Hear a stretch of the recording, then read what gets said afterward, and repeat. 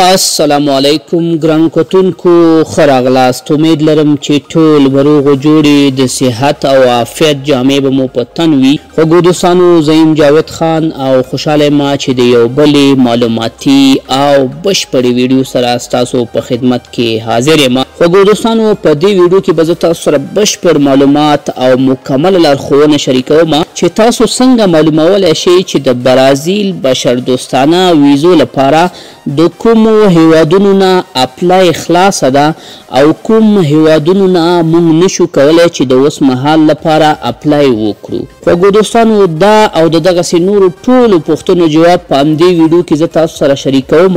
خو مخکې له دې نه خوږو دوستانو چې د مکملې ویډیو په طرف لاړ شو، که چیرې خوږو دوستانو تاسو زموږ دغه یوټیوب چینل ته نوي یاستئ، مهرباني وکړئ چینل ځان سره سبسکرایب کړئ، ورسره خوا کې د بیل یا ګنټۍ نشان انتخاب کړئ او هلته بیا آل انتخاب کړئ تر څو تاسو زموږ له ټولو نوي ویډیوګانو نه په وخت سره خبر شئ. همدغسې خوږو دوستانو، د ویډیو لپاره یو لایک هم ضروري دی. ویډیو ځان سره لایک کړئ. که د ویډیو نه معلومات ترلاسه کړه، څه ناسم ترېنه زده کړه، ویډیو د خپلو نورو ملګرو سره ضرور شریکه کړئ. خوږو دوستانو، که چیرته تاسو غواړئ چې معلوم کړئ چې د برازیل بشردوستانه ویزو اپلای په کومو هیوادونو کې خلاصه ده، نو د دې لپاره به خوږو دوستانو تاسو په خپل کمپیوټر کې دغسې یو براوسر را خلاص کړئ. لکه زما سره فایر فاکس براوسر دی او تاسو به لاړ شئ ګوګل لټون یا ګوګل سرچ ته، او دلته کې خوږو دوستانو ډېر اسانه به تاسو ولیکئ appointment for Brazil humanitarian visa. او د مثال په ډول زه غواړم خوږو دوستانو د دوبۍ نه معلوم کړم چې دوبۍ نه د دغې ویزو لپاره اپلای خلاصه ده که نه، نو دلته ورته زه لیکم ان دوبۍ. له دې نه وروسته خوږو دوستانو تاسو ته د ګوګل لټون یا د ګوګل سرچ ریزلټ یا نتیجه راځي، او دلته خوږو دوستانو مختلف ویب سایټونه دي او تاسو ته مختلف معلومات درکوي. دلته به تاسو راشئ خوږو دوستانو، دغه اول نمبر ویب سایټ به تاسو را خلاص کړئ. دلته کې وګورئ خوږو دوستانو humanitarian visa for Afghan citizens. د کوم ځایانو نه کیږي؟ تهران نه کیږي خوږو دوستانو، ابودوبۍ نه کیږي، انکارې یا ترکیه نه کیږي، دوحې نه کیږي، اسلام آباد نه کیږي او مسکو نه.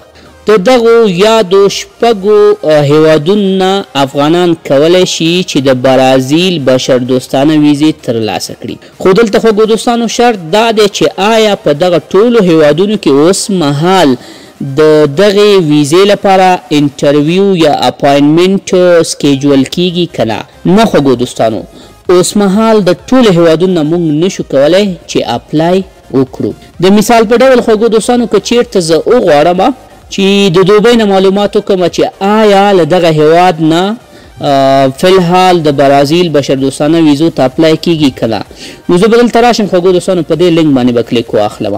په دې لینک تاسو دغسې کلیک واخلئ، لږ انتظار وکړئ.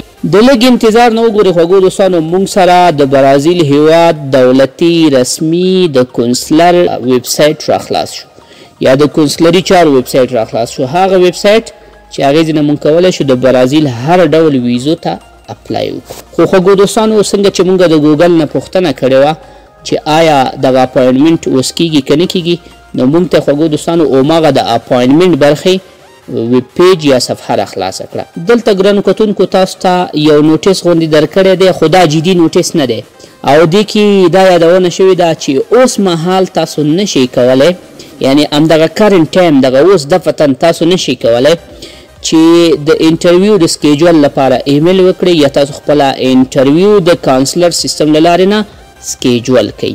او لاندې که چیرته راشي خوږو دوستانو، دلته کې نور مکمل معلومات هم شته دی، تاسو دغه ټول لوستلی شئ.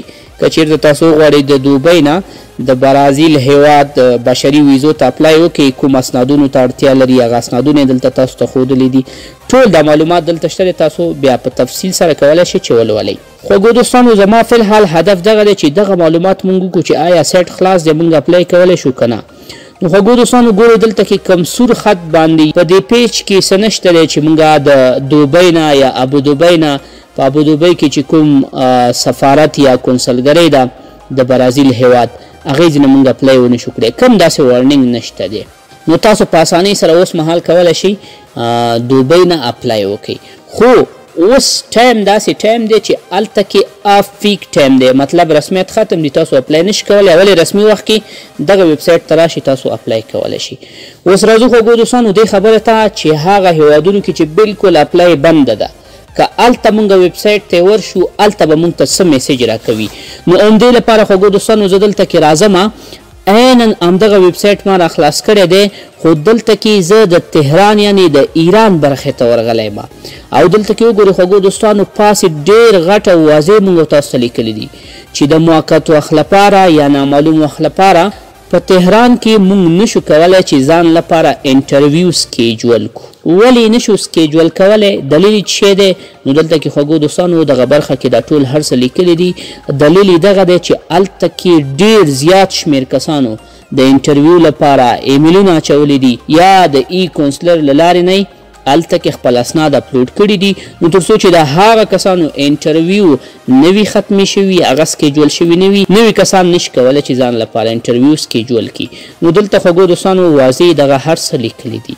همدغسې خوږو دوستانو که چیرته زه راشم په پاکستان هیواد کې د برازیل هیواد د کونسلر سیستم ته یا د کوم ځای نه چې مونږ تاسو کولی شو چې انټرویو ځان لپاره سکیجول کړو. نو دلته وګورئ خوږو دوستانو ایمبیسي آف برازیل ان اسلام آباد. خوږو دوستانو په اسلام آباد کې اوس مهال مونږ په ایمیل باندې ځان ته انټرویو نشو اخیستلی. دغه د ای کونسلر سیستم دی، د دې لاره نه کولی شو چې ځان ته انټرویو واخلو. او دلته وګورئ خوږو دوستانو دی هم مونږ ته ډېر غټ او واضح لیکلي دي چې اوس مهال هغه کسان چې د افغانستان پاسپورټ ولري، افغاني پاسپورټ ولري، هغوی نشي کولی چې نوي انټرویو ځان لپاره سکیجول کړي. دلیل یې څه دی؟ دلته کې خوږو دوستانو دغسې واضح لیکلي دي. خوږو دوستانو دغه برخه به زه لږ تاسو ته ولولم. Due to the sizable number of applications received, the system is closed for new applications. Applicant will be contacted according to the availability of date interview. خوږو دوستانو اوس مهال نوي انټرویو موږ نشو کولی سکیجول کړو.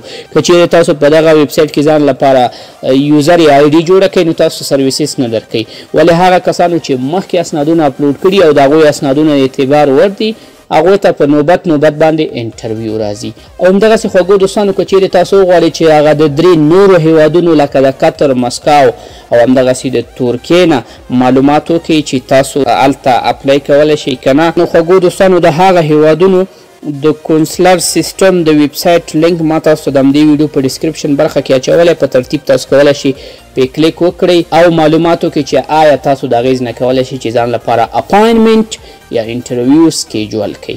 خوږو دوستانو د ډېرو ملګرو دوستانو کمنټونه او نظریات وو او همدغسې خوږو دوستانو د دوی ماته په واتساپ باندې میسیجونه راغلي چې موږ څنګه معلومولی شو چې د اپلای لپاره ویب سایټ کې معلومات وکړو چې اپلای بنده ده که خلاصه. نو دغه طریقه وه خوږو دوستانو په ډېر اسانۍ سره تاسو کولی شئ چې معلومات وکړئ چې آیا اپلای خلاصه ده که بنده. امید لرم خوږو دوستانو چې له دې ویډیو نه به م څه ناڅه معلومات ترلاسه کړي وي. ویډیو د خپلو نورو ملګرو سره شریکه کړئ. مونږ په خپلو دعاګانو کې یاد ساتئ. ښه وخت، الله پامان.